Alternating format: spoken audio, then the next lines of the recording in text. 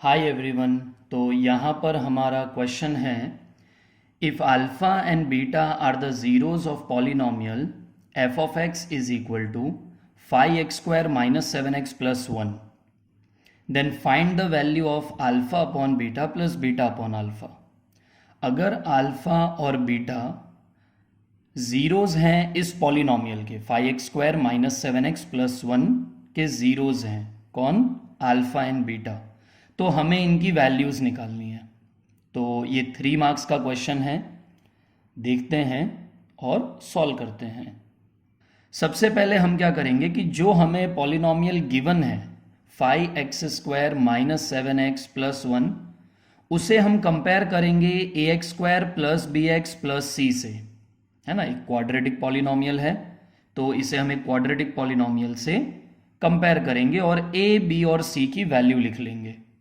तो सबसे पहले वही लिखा है, comparing the given polynomial F of X is equal to 5x² minus 7x plus 1 with ax² plus bx plus c we get, यानी हमारा जो पॉलिनोमियल हमको गिवन है उसे हमने कंपेयर किया।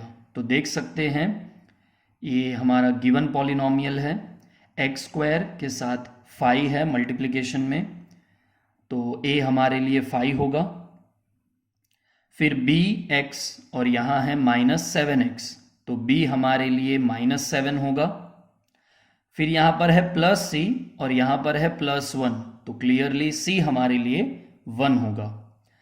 अब हमें गिवन है कि if alpha and beta are the zeros of the polynomial, तो वही चीज हमने यहां पर लिख दिया कि हियर अल्फा एंड बीटा हमारा given polynomial F of x के ज़ीरोज़ हैं।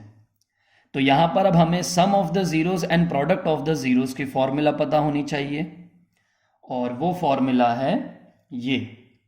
अगर हमारे पास कोई क्वाड्रेटिक पॉलिनोमियल है ax² plus bx plus c, तो सम ऑफ द ज़ीरोज़ यानी अल्फा प्लस बीटा वो होता है minus B upon A, and product of the zeros यानी अल्फा इंटू बीटा, है ना। सम यानी एडिशन, प्रोडक्ट यानी मल्टीप्लिकेशन, तो अल्फा इंटू बीटा होता है सी अपॉन ए। बस वही फॉर्मूला हम यहां पर लगा देंगे। ओके, तो फॉर्मूला लगा देते हैं। अल्फा प्लस बीटा क्या होता है? माइनस बी अपॉन ए, तो ये हो जाएगा माइनस, फिर b हमारे लिए है माइनस 7, तो वो मैंने ब्रैकेट में लिखा है, कंफ्यूजन ना हो, रिपीट कर देता हूं।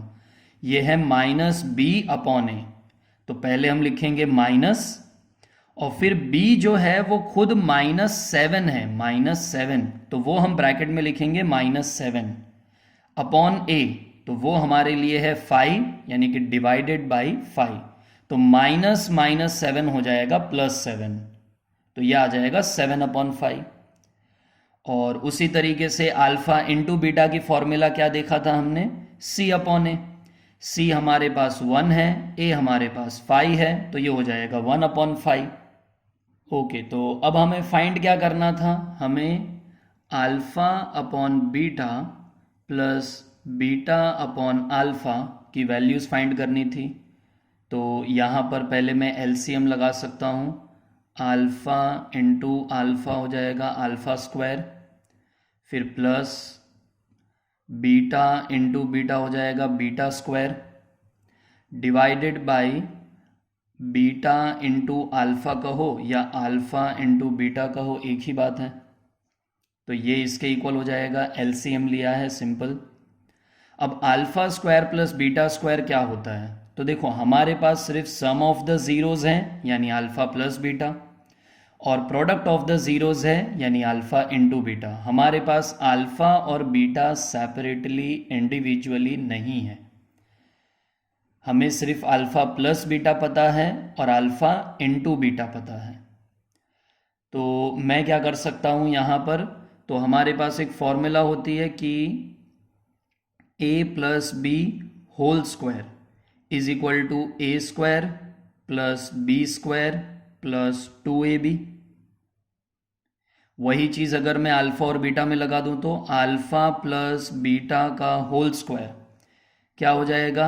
Alpha square plus beta square plus 2 alpha beta, अब मैं क्या करूँगा, 2 alpha beta left hand side ले जाता हूँ, तो अल्फ़ा प्लस बीटा का स्क्वायर माइनस 2 अल्फ़ा बीटा, है ना, 2 अल्फ़ा बीटा को मैं लेफ्ट हैंड साइड ले गया, तो इधर क्या बचा, alpha square plus beta square. तो ये मैं यहाँ पर यूज़ करूँगा।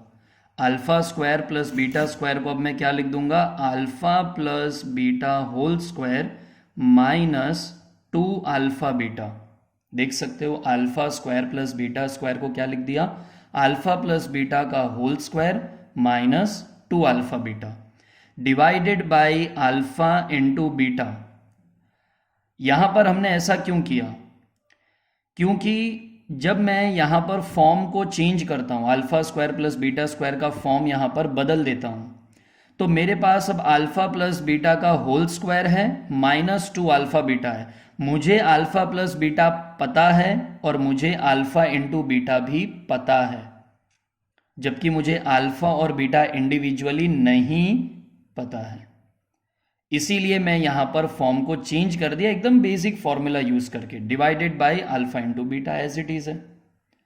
तो वही मैंने यहाँ पर किया है, पहले एलसीएम ले लिया, तो alpha square plus beta square upon alpha beta, फिर ये फॉर्म चेंज कर दिया, न्यूमरेटर का जो alpha square plus beta square है वो बन गया alpha plus beta whole square minus 2 alpha beta, अभी बताया था। Alpha plus beta whole square यानी 7/5 का whole square minus 2 times alpha beta that is 2 times 1/5। Alpha plus beta और अल्फा इंटू बीटा हम निकाल चुके हैं ऊपर, और अल्फा इंटू बीटा क्या है 1/5 डिवाइडेड बाई 1/5। यहाँ 7 का स्क्वायर 49 एंड 5 का स्क्वायर 25 माइनस ये हो जाएगा 2 into 1 that is 2/5 divided by 1/5। अब यहाँ पर हमने क्या किया, तो कुछ नहीं, बस एलसीएम ले लिया है, देखते हैं। तो हमारे पास है 49/25 माइनस 2/5/1/5।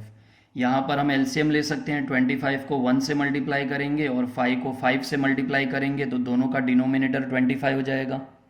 इससे पहले मैंने अभी और मेथड बताया था, जब मैं ये बताया था alpha upon beta plus beta upon alpha, पर एलसीएम दोनों मेथड से निकाला जा सकता है, जहाँ पर जो सुटेबल हो वो लगा देंगे। तो यहाँ 1 से मल्टीप्लाई करेंगे तो 49 इंटू 1 49 ही रहेगा, माइनस ये जो 5 इंटू 5 कर रहे हैं ये न्यूमरेटर से भी मल्टीप्लाई होगा, तो 2 into 5 10 and whole divided by क्या हो जाएगा 25, क्योंकि दोनों का ही डिनोमिनेटर 25 है, देख लो। डिवाइडेड बाई क्या है 1/5, तो अब क्या हो जाएगा 49 minus 10 that will be 39 and ये 25 जो है वो डिनोमिनेटर में चला जाएगा और ये 5 न्यूमरेटर में चला जाएगा। बेसिक रूल है, वो रूल हमको पता होना चाहिए कि a upon B whole upon C upon D, तो ये क्या बनता है AD अपॉन BC। b जो है वो डिनोमिनेटर में चला जाता है और d एकदम टॉप न्यूमरेटर में, तो वही करना है। 49 माइनस 10 तो वो 39 है, और 25 जो है वो डिनोमिनेटर में आ जाएगा 1 के साथ, और जो एकदम नीचे है 5 वो ऊपर चला जाएगा, तो ये हो जाएगा 5 टाइम्स 5 25, तो आंसर आ जाएगा 39/5, या डेसिमल में निकालेंगे तो ये निकल जाएगा 7.8। यहाँ पर एलसीएम ले लिया है, 49 माइनस 10 क्योंकि यहाँ हमने 5 से मल्टीप्लाई किया था, divided by 25 whole divided by 1/5। फिर यहाँ पर जो 25 है ये डिनोमिनेटर में आ गया था, तो 25 टाइम्स 1 यानी कि 25, और जो 5 है वो एकदम से न्यूमरेटर में चला गया था 49 माइनस 10 के साथ, यानी 39 इंटू 5 अभी बताया था। 5 टाइम्स 5 25, तो आंसर आ गया 39/5, या डेसिमल में निकालोगे तो 7/8। ओके, तो मिलते हैं अगले क्वेश्चन में।